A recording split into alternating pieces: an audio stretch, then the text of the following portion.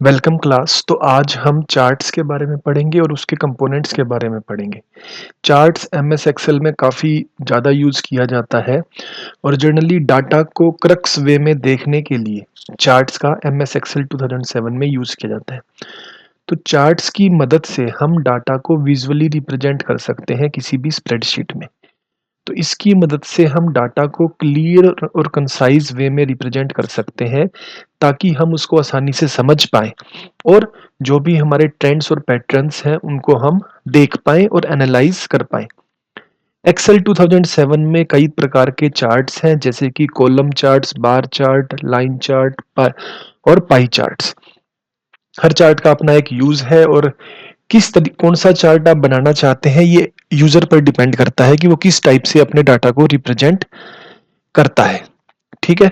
तो जनरली हर चार्ट की कुछ खासियत होती है जैसे कि column chart generally different items के बीच में कंपैरिजन के लिए किया जाता है, जबकि पाई चार्ट जो है प्रोपोर्शन दिखाने के लिए यूज किया जाता है। देखते हैं हम एमएस एक्सेल में हम चार्ट कैसे क्रिएट कर सकते हैं। तो पहला है सेलेक्ट दी डाटा रेंज। जिस भी डाटा को हम रिप्रेजेंट करना चाहते हैं उस डाटा को हमें सिलेक्ट करना पड़ेगा। जैसे यहाँ पर किसी कंपनी का ये डाटा है कि हमारी कॉस्ट कितनी हुई, ओवरहेड कितना हुआ, सेल्स कितना हुआ, प्रॉफिट कितना हुआ। तो इस डाटा को अगर हम चार्ट से रिप्रेजेंट करना चाहते हैं तो हम सबसे पहले डाटा को सिलेक्ट करेंगे।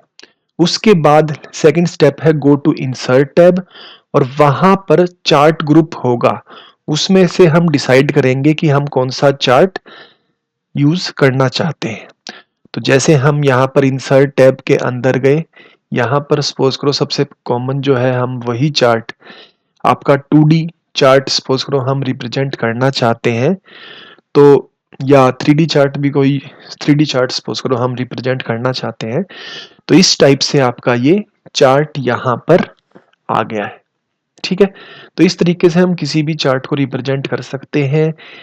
चार्ट हमेशा एक्सेल में रहे तो हमको एग्जिट करने से पहले अपने चार्ट को सेव करना पड़ेगा और जब हम चार्ट बनाएंगे तो यहाँ ऊपर कई सारे टैब्स आ जाएंगे, डिजाइन, लेआउट और फॉर्मेट। और इन सब चीजों से हम चार्ट को में चेंजेस वगैरह भी कर सकते हैं। नेक्स्ट पार्ट है कंपोनेंट्स ऑफ ए चार्ट। तो चार्ट में कई सारे कंपोनेंट्स हैं जैसे कि पहला है चार्ट एरिया। जो कंप्लीट चार्ट है उसमें जितना भी एरिया यूज हो रहा है उसको हम चार्ट एरिया कहते हैं। दूसरा होता है प्लॉट एरिया, जहां पर हम चार्ट को प्लॉट किया गया है, जितना एरिया प्लॉटिंग में यूज किया गया है उसको हम प्लॉट एरिया कहेंगे। तीसरा सीरीज, जिस डाटा को हमने यूज किया है डाटा चार्ट को बनाने में उसको हम कहेंगे सीरीज। हर सीरीज को अपने एक डिफरेंट कलर से हम चार्ट में रिप्रेजेंट करेंगे। फिर है डाटा पॉइंट्स, जो एग्जैक्ट डाटा पॉइंट हमने यूज किए हैं, डाटा जो सिंगल पीस ऑफ डाटा हमने सीरीज में यूज किया है उसको हम डाटा पॉइंट्स कहते हैं। फिर है एक्सिस। एक्सिस डिफाइन करती है कि क्या स्केल है, क्या रेंज है जो हमने डाटा को प्लॉट किया गया है। तो जनरली दो एक्सिस होती हैं, एक्स एक्सिस और वाई एक्सिस। तो जैसे ये दिखाया हुआ, एक्स एक्सिस पे आपके मंथ्स दिखा रखे हैं, वाई एक्सिस पर आपके जो कॉस्ट है रुपीज जो लग रहे हैं वो सारी चीजें आपकी यहाँ पर वाई एक्सिस पर दिखाई हुई है। फिर छठा पॉइंट है लेजेंड। लेजेंड वो होता है जो हर सीरीज को एक्सप्लेन करता है कि वो कैसे रिप्रेजेंट की गई है। जैसे यहाँ पर अगर आप देखें तो जनवरी में आपके 4 बार्स हैं या 4 कॉलम्स हैं। पहला ब्लू रंग का, दूसरा थोड़ा ऑरेंज रंग का, तीसरा ग्रे रंग का और चौथा है आपका पीले रंग का। अब ये किस चीज को रिप्रेजेंट कर रहे हैं वो बताता है आपका लेजेंड। ये राइट साइड आपका लेजेंड दिखा रखा, कहीं पे भी हो सकता है, टॉप में भी हो सकता है, बॉटम में भी हो सकता है। तो ये बता रहा है कि नीला रंग आपको कॉस्ट बता रहा है, ऑरेंज रंग आपको ओवरहेड बता रहा है, ग्रे रंग सेल्स बता रहा है और पीला रंग क्या बता रहा है, प्रॉफिट। तो इसको हम कहेंगे लेजेंड। लेजेंड से हमें एक्चुअल मतलब पता चलता है कि कौन से रंग का क्या मतलब है। Data labels. Data labels generally data values को रिप्रेजेंट करते हैं और बेसिकली हम हर वैल्यू को भी रिप्रेजेंट किया जा सकता है या नीचे जो एक्स एक्सिस वाई एक्सिस है उनको भी हम डाटा लेबल्स कह सकते हैं। टाइटल्स अगर हमने यहाँ पर अपने चार्ट को कोई नाम देना हो तो उसको हम टाइटल कहेंगे। ठीक है, तो ये सारे कंपोनेंट्स हैं चार्ट के। उसके बाद नेक्स्ट है changing the chart type. Suppose करो हमने चार्ट एक बार बना लिया जैसे इस केस में, और अब हम चार्ट की टाइप को चेंज करना चाहते हैं, तो वो हम कैसे करेंगे? हम सेलेक्ट दी चार्ट को सिलेक्ट करेंगे, उसके बाद हम डिजाइन टैब में जाएंगे, और डिजाइन टैब के अंदर आपका एक टाइप ग्रुप होगा। टाइप ग्रुप में ड्रॉप डाउन मेन्यू आएगा और उसके बेस पे आप कोई भी चार्ट सिलेक्ट कर सकते हैं। जब भी आप नया चार्ट सिलेक्ट कर लेंगे तो चार्ट उसके अकॉर्डिंग आपका कस्टमाइज हो जाएगा। जैसे यहाँ देखते हैं, सबसे पहले हमने चार्ट को सिलेक्ट किया, 3 नए टैब्स हैं अभी। डिजाइन टैब में यहाँ पर टाइप ग्रुप है, और टाइप ग्रुप के अंदर चेंज चार्ट टाइप है बटन। जैसे ही हमने इसको क्लिक किया हमारे पास एक डायलॉग बॉक्स आ गया, और इसमें आप किस टाइप का चार्ट बनाना चाहते हैं वैसे ही टाइप का चार्ट आ जाएगा। जैसे सपोज करो अगर हम यहाँ पर लाइन चार्ट बनाना चाहते हैं, तो हमने लाइन चार्ट पे किसी भी टाइप पे क्लिक किया और ओके दबाया, तो मेरा चार्ट ऑटोमेटिकली क्लिक हो गया है, चेंज हो गया है। ठीक है, तो इस टाइप को चार्ट को हम डिफरेंट तरीकों से इस टाइप से चेंज कर सकते हैं। तो changing the chart type. Next part है चेंजिंग दी चार्ट स्टाइल। अब जैसे सपोज करो हमने लाइन चार्ट ही बनाना है, बट वो लाइन चार्ट में कौन कौन से कलर्स हम यूज करना चाहते हैं, कौन कौन से स्टाइल हम यूज करना चाहते हैं, ये वेरी कर सकता है। तो इसको हम कहेंगे चार्ट का स्टाइल। कैसे चेंज करेंगे? सबसे पहले हम चार्ट को सिलेक्ट करेंगे, इसमें भी डिजाइन टैब में जाएंगे।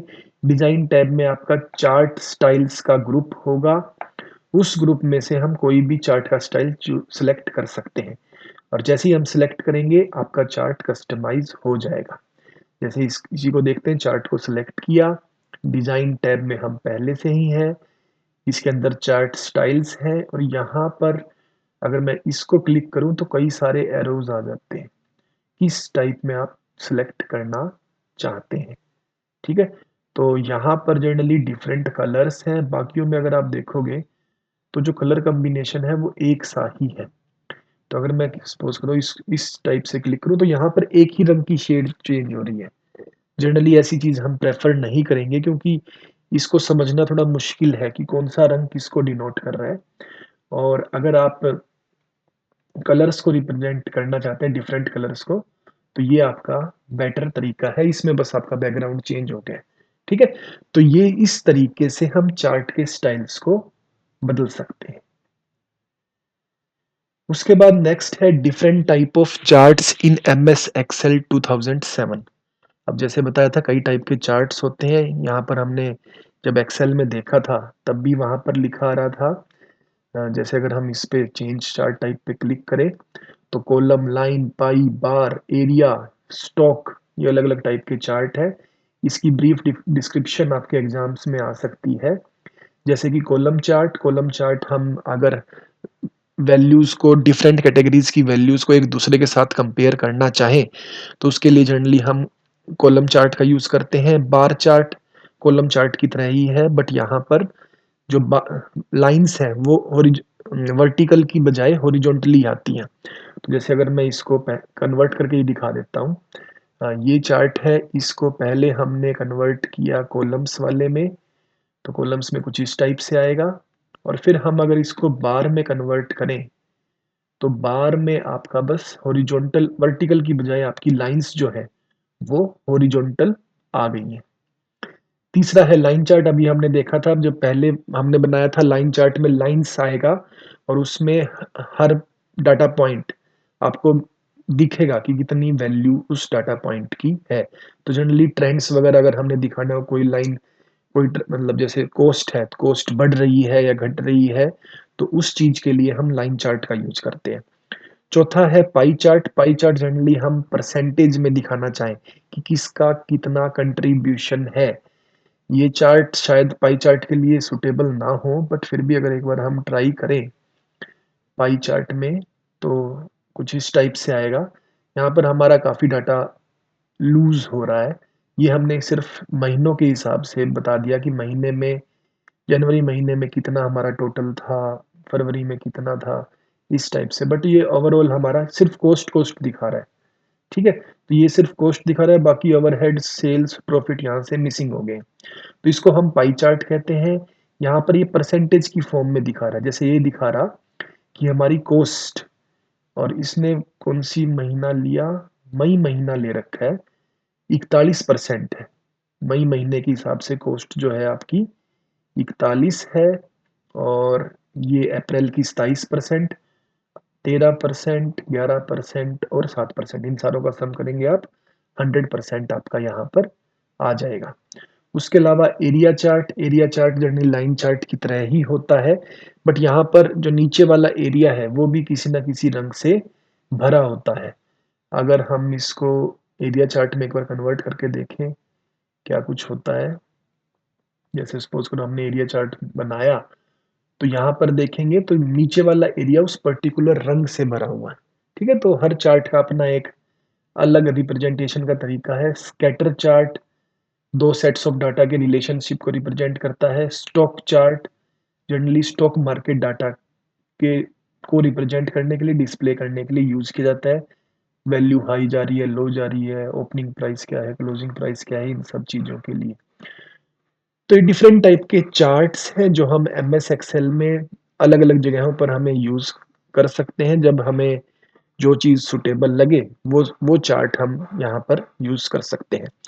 तो आज के लेक्चर में हमने चार्ट्स के बारे में देखा, चार्ट्स के डिफरेंट कंपोनेंट्स के बारे में देखा, चार्ट के टाइप को कैसे चेंज करते हैं, चार्ट के स्टाइल को कैसे चेंज करते हैं, और डिफरेंट टाइप ऑफ चार्ट्स कौन-कौन से हैं एमएस एक्सेल 2007 में। ये सारी चीज़ हमने आज के लेक्चर में देखी। आई होप कि आपको ये लेक्चर समझ में आया होगा। Thank you.